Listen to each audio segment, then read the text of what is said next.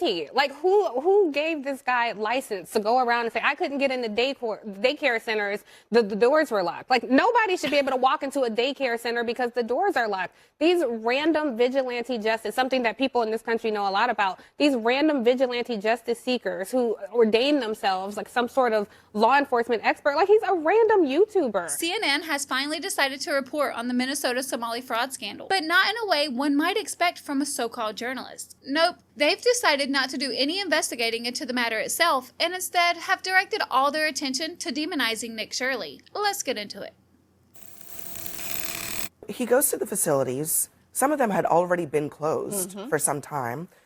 Minnesota officials say that each of the facilities that he visited had been visited at least once in the last 6 months. And so far, they've found no evidence of fraud. So shouldn't he have to provide actual evidence of fraud before just walking up to a building and saying, fraud is happening here? Who is he? Like, who gave this guy license to go around and say, I couldn't get into daycare centers, the doors were locked? Like, nobody should be able to walk into a daycare center because the doors are locked. These random vigilante justice, something that people in this country know a lot about, these random vigilante justice seekers who ordain themselves like some sort of law enforcement expert, like he's a random YouTuber. And I just find it laughable that the party of the self-proclaimed pro-life people are celebrating cutting off funding to children. The white evangelical crowd who purports to uphold these Christian values are celebrating targeting communities because of their ethnicity and cutting off care to children. It's utterly ridiculous. And I have to say, only a deplorable human being cannot decisively say it is wrong to target this community. We all heard what Donald Trump said from the White House. To pretend that this is some sort of opinion versus this opinion. No, we hear this right now. And so we have to call these things out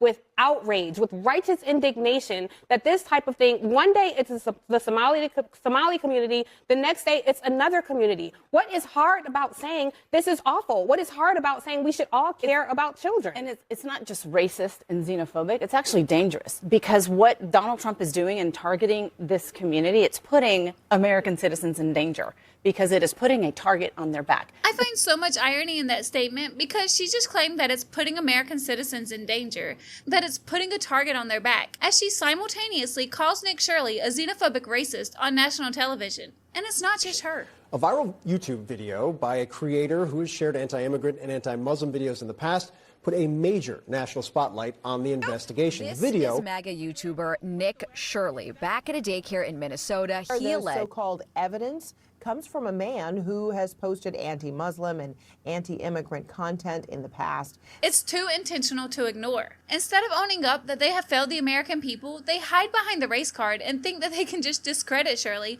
by describing him as someone who shared anti-immigrant and anti-Muslim videos in the past.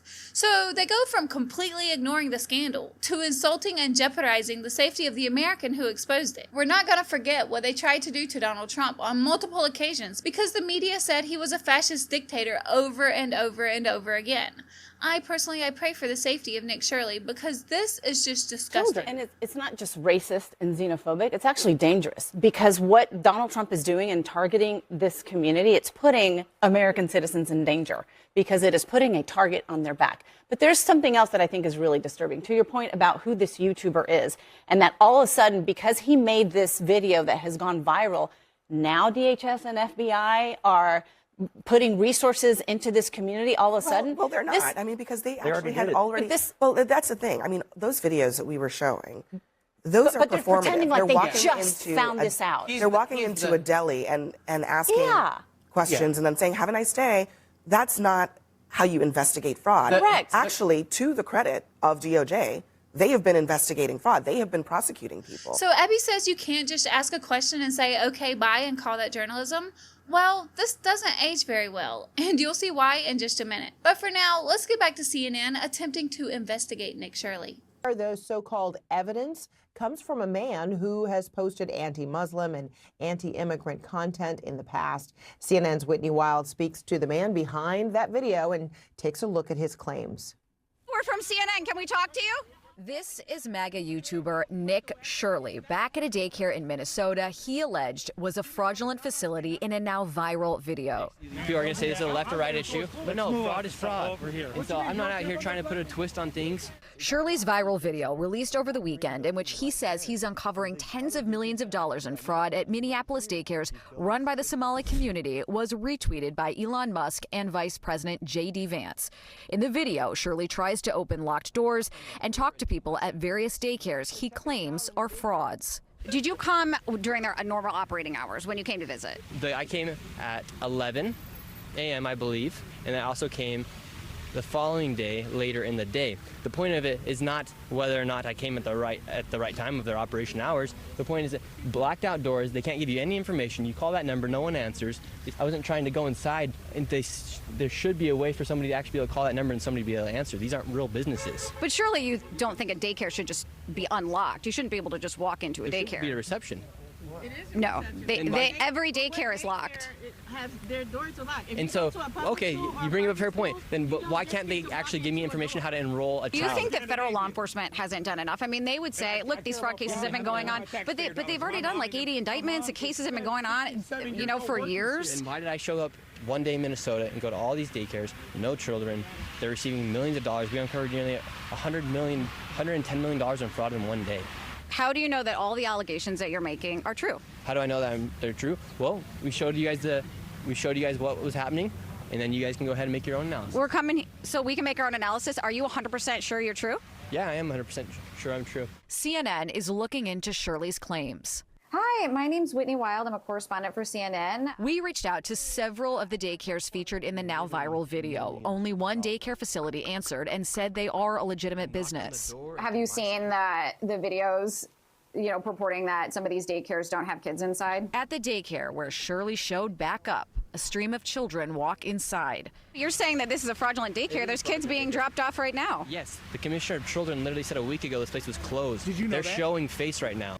And they aren't interested in his findings at all, only in discrediting him. They opened the segment by introducing Shirley as someone who posted anti-Muslim, anti-immigrant content in the past, and then they proceed to call him a MAGA influencer. They also implied that Shirley falsified claims by going to the daycares outside of business hours. I thought journalism was about exposing fraud. Why does it seem like CNN is trying to help cover up the fraud? And the worst part of all of this is that there are so many people who actually believe this nonsense. The reporter actually set up a shot of herself on the phone as if she was hard at work investigating. But we all know it wasn't the fraud she was investigating. No, she was investigating Nick Shirley and his claims. And since they only spoke to one daycare over the phone and was told it was a legit business, well, that's it. Case closed. Please. This out. They're walking into a deli and asking questions and then saying, have a nice day.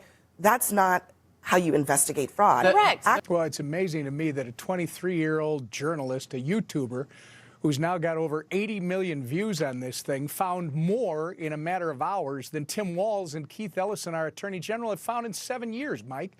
I got to tell you, we've known in Minnesota about the daycare fraud for a decade. Keith Ellison is our current Attorney General. His predecessor, Lori Swanson, was actually investigating the daycare fraud and prosecuting back in 2017 and 18. As soon as Ellison became the Attorney General and Walz became the governor, all of that stopped. And now you see the result. Billions of dollars, it has been alleged, that they have fraudulently built out of Minnesota. There was a housing stabilization program that was created in 2020. It's through the Medicaid program, a different one other than daycare. They spent $161 million. It was estimated it was going to be $2 million a year, Mike. From 2020 until they shut it down in October, it was $161 million. This daycare fraud, there's one woman in particular who created a fake daycare and built $14 million on her own.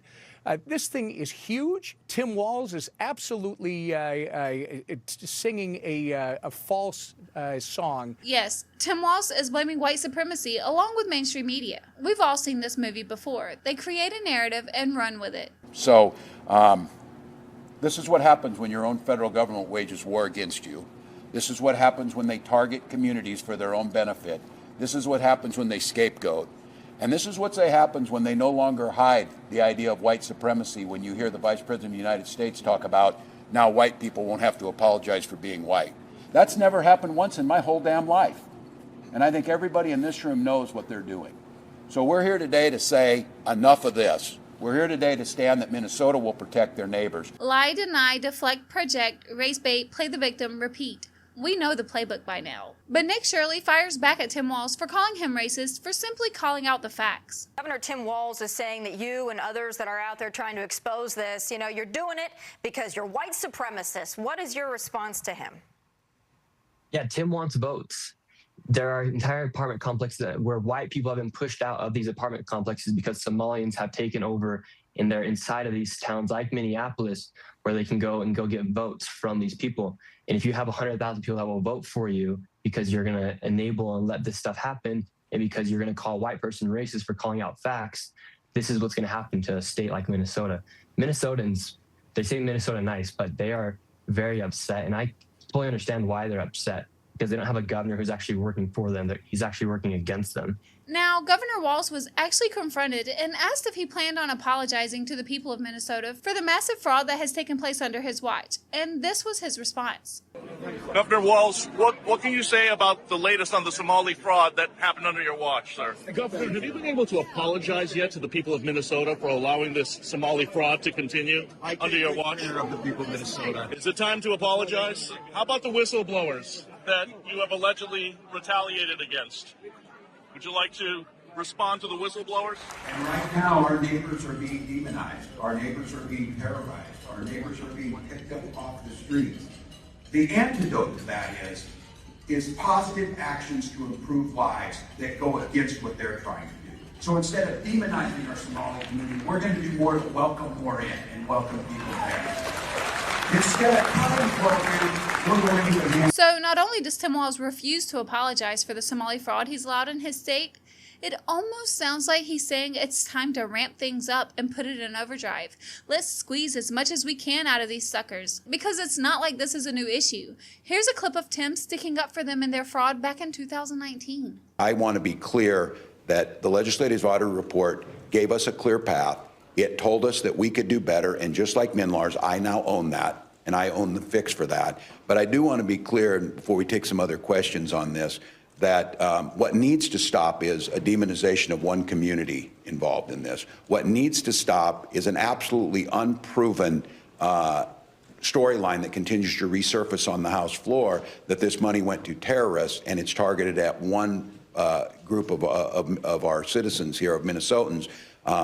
We'll own that this thing needs to be fixed. We'll own that there were problems in this. We will own that there are fixes, and we think we proposed the right amount, but we're open to that to try and close this. But again, I am not going to allow folks to use this as a hammer against a group of people. Now let's fast forward to 2024 during the presidential debate, where Tim Walz brags about Minnesota being the best in the nation on childcare and making it easier to get in the business, saying we have to make it easier for folks to be able to get into that business and make sure that folks are able to pay for that. We in Minnesota passed a paid family and medical leave. You have a child, and I had to go back to work 5 days after my kids were born. This allows you to stay home a certain amount of time. What we know is that gets the child off to a better start. The family works better. We stay in their employers. We get more consistency in that. So Kamala Harris has made it a priority. We implemented it in Minnesota, and we see growth. That's how you become a pro-business state. And so a paid family medical leave program, and I will tell you, go to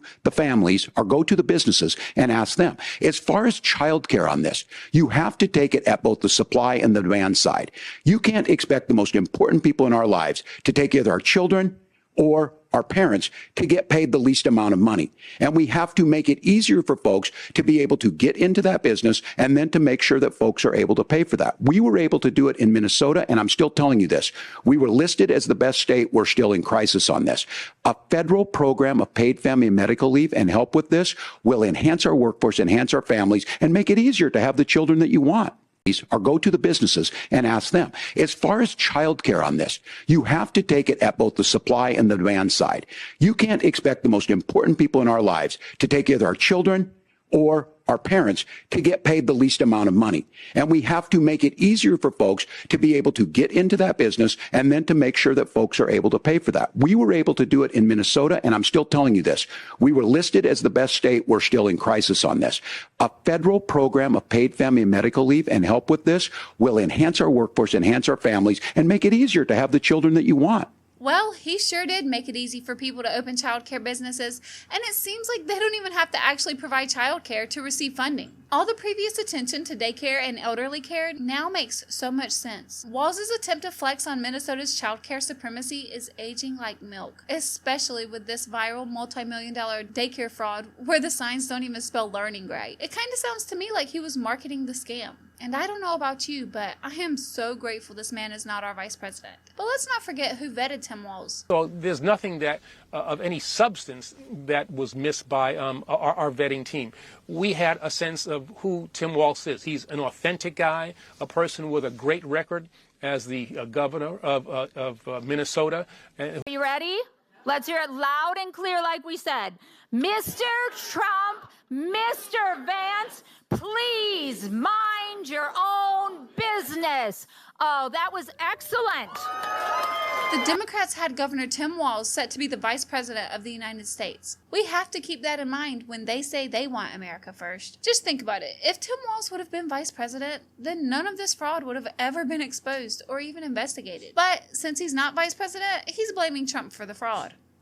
Well, speaking of the Somali community, President Trump is targeting them and your state in part. He's citing fraud as the reason for his crackdown. Dozens of people of East African descent have been charged, convicted, and sentenced for stealing more than $1 billion in taxpayer money from government programs during COVID.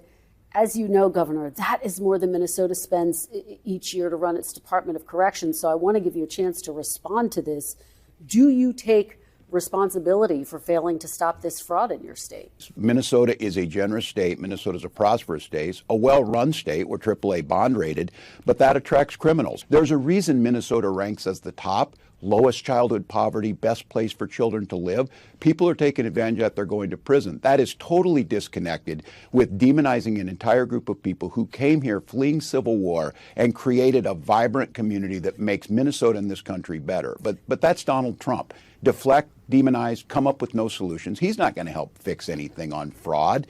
My God, there's a big difference between fraud and corruption is something he knows about. Of course, he pivots away from the multi-billion-dollar fraud to talk about Trump. It's always the same spin, always deflecting, and no matter what, it always ends up back with Trump bad. And in another conference, he has the nerve to say that it's a pretty hard reach not to expect the Somali community to engage in the massive theft of tax dollars. And once again, criticizes Trump for calling them out. I think that's a pretty hard reach. I think we continue to educate folks about why they shouldn't commit crimes. You would hope that it's being taught both at home and at schools and in our society. But no, I think this idea that the Somali community is to blame for this because they didn't do more, I think that's how we got into this. And that's, again, I know we're not going to lose the whole plot here.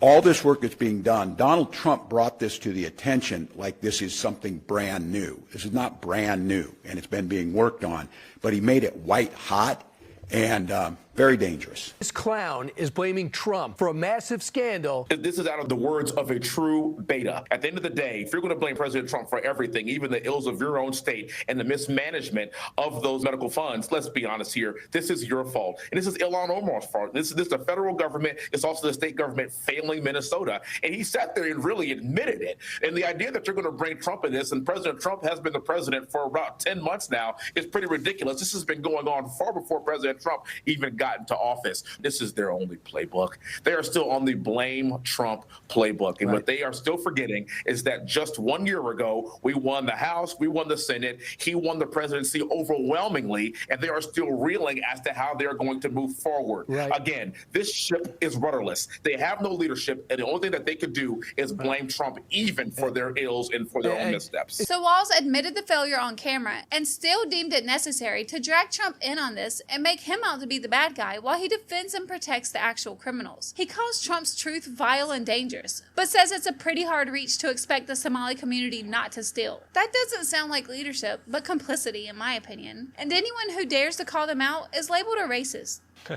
Nick, when I was your age, I used to watch all the local news stations, and every local news operation had a roving reporter who would go around and find waste, fraud, and abuse. Are there local reporters like that in your area, and why do you think they weren't doing the work that you did? I don't know. They're scared of being called nowadays because it's Somalians that are committing this fraud. People are scared to be called Islamophobic, racist, in which has nothing to do with what's going on, because fraud is fraud. It doesn't matter if it's a black person, white person, Asian person, Mexican. Fraud is fraud, and we work too hard simply just to be paying taxes and enabling fraud to be happening. Now let's get back to CNN and its defense for the Somali community. Because there's a big question here. There is an entire community that feels discriminated against by the president. White men. The Somali community feels discriminated against by the president. He called them garbage. Joe Biden called us garbage. White American men are being discriminated on the basis of their race and gender. Just when you think CNN couldn't stoop any lower, you realize their depth has no bottom. And as soon as you've adjusted your expectations and feel like nothing they can do will shock you, something like this happens, and it becomes even more obvious just how deliberate their dishonesty is. Just think about it. They had the perfect opportunity to investigate this properly. To follow the money, to examine the facilities, ask questions like, why are these daycares that are listed as operational locked? Why are they abandoned or just non-existent? Or even how millions of taxpayer dollars were able to flow without verification. They had the perfect opportunity to do everything Nick Shirley did. But of course, they chose not to.